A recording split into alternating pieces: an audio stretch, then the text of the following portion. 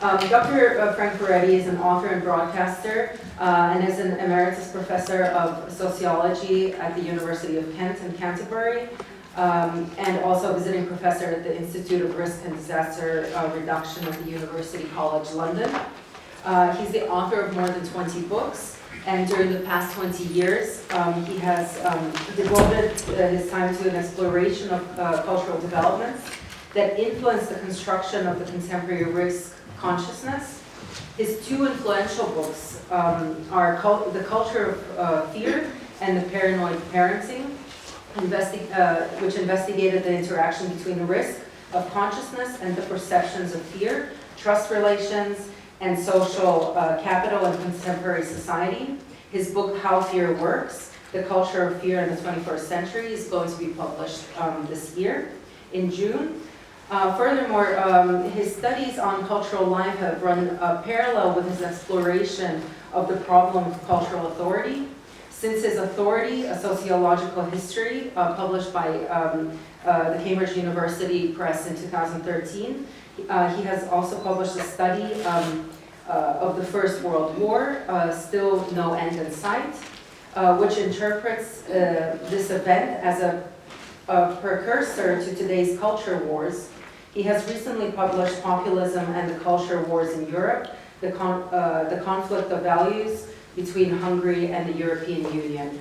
And today we're very excited to hear his talk about after Arendt and the way that tolerance is being downsized in the Western society. So thank you very much. Thank you, Katerina.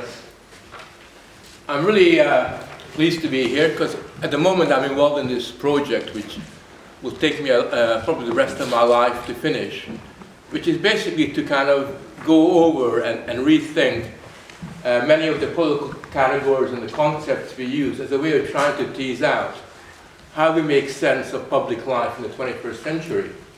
One of the reasons why I'm involved in this is because I've come to a conclusion through my experience and through my work is that the Western intellectual life and political life has really lost the capacity to use a political language that's got contemporary content. And one of the things that I find is that we use very kind of promiscuously all kinds of words all the time, whose meaning is far from evident. So take a word like neoliberalism. Has anybody ever heard of the term neoliberalism? And it's an interesting concept. Have you ever met anybody who's a neoliberal?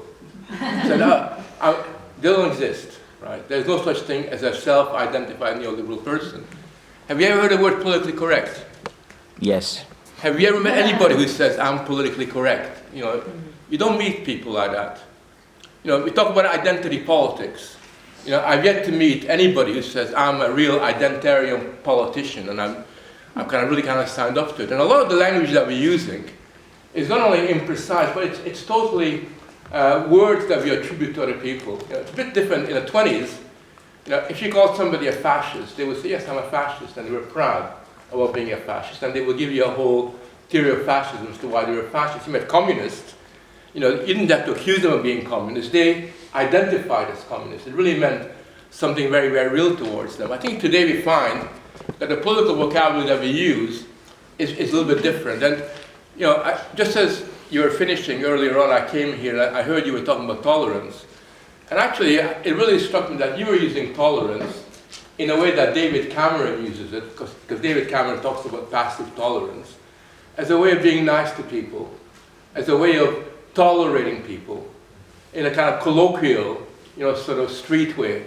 Whereas actually the concept of tolerance has got nothing to do with being pleasant to individuals. It's got nothing to do with being nice guys, you know, sort of, and embracing people. You know, you don't tolerate people. I mean, you know, that's a meaningless idea from the conceptual development of the ideal. Tolerance, you know, developed as an ideal simply to basically say that even though I totally disagree with you, I think what you're saying is absolutely wrong, it's a pile of horseshit, nevertheless, I still tolerate your right to say that. And the idea of tolerance evolved, emerged in its greatest conceptual clarity in Locke's essay on toleration, in response to the fact that in Europe there was a religious war being fought for decades and decades and decades. where Catholics and Protestants were killing each other, not accepting each other's dogma and theology. And many people in European society realized that, unless we learn to basically put up with each other's view, unless we're able to live with each other's views, Europe is going to be one long bloodbath. And the idea of tolerance emerges in that particular context. Locke recognized, and I think anybody that has actually thought deeply about tolerance recognized that tolerance is a very, very difficult accomplishment.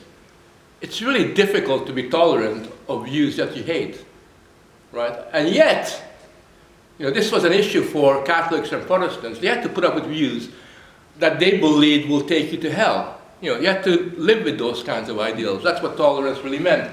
And I think it's interesting, when John Locke wrote his little essay on toleration, he said, yes, we totally accept everybody's beliefs. They can have their beliefs and they can have their views. We totally tolerate them. But, we'll make two exceptions. And the two exceptions are Catholics in England.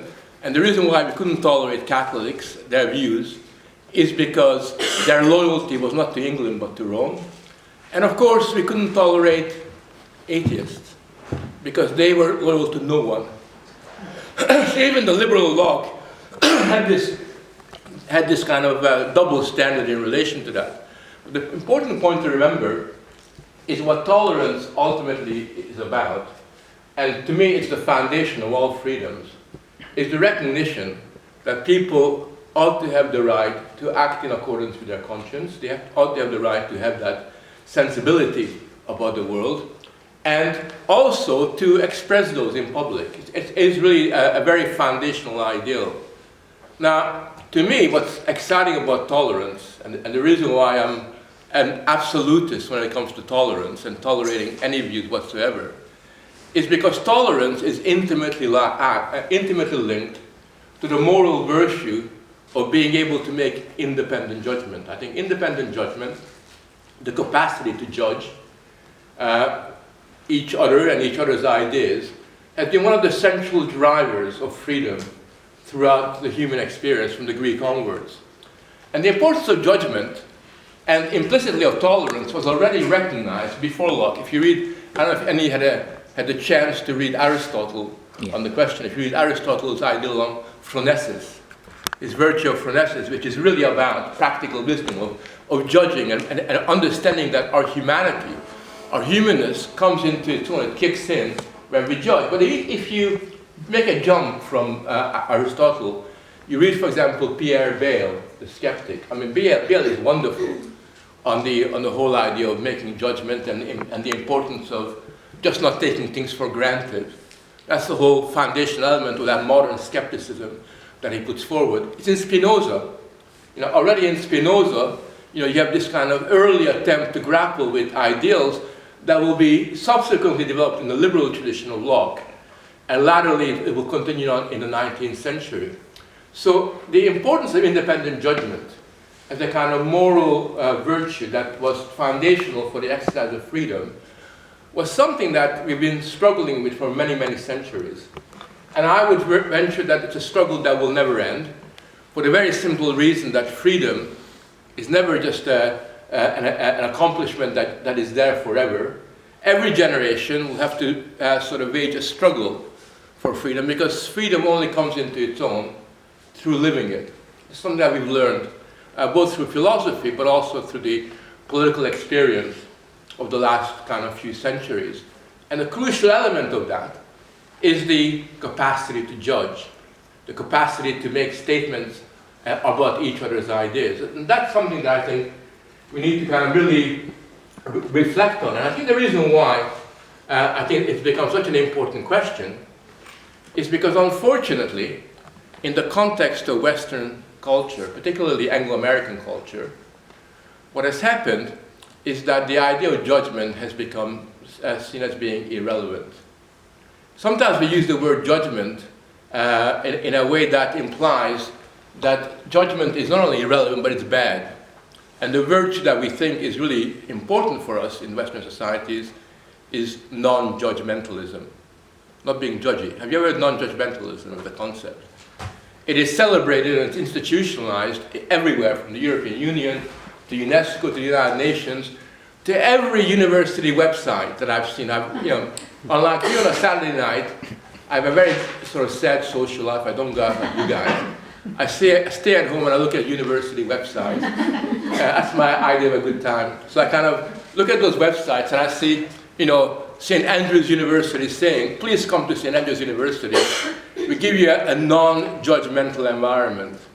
Or just exactly what a lively young mind needs, not to be judged for the next 3 years, And you look at that, you find that on Harvard, you find that on, sort of some of the Ivy League universities in America.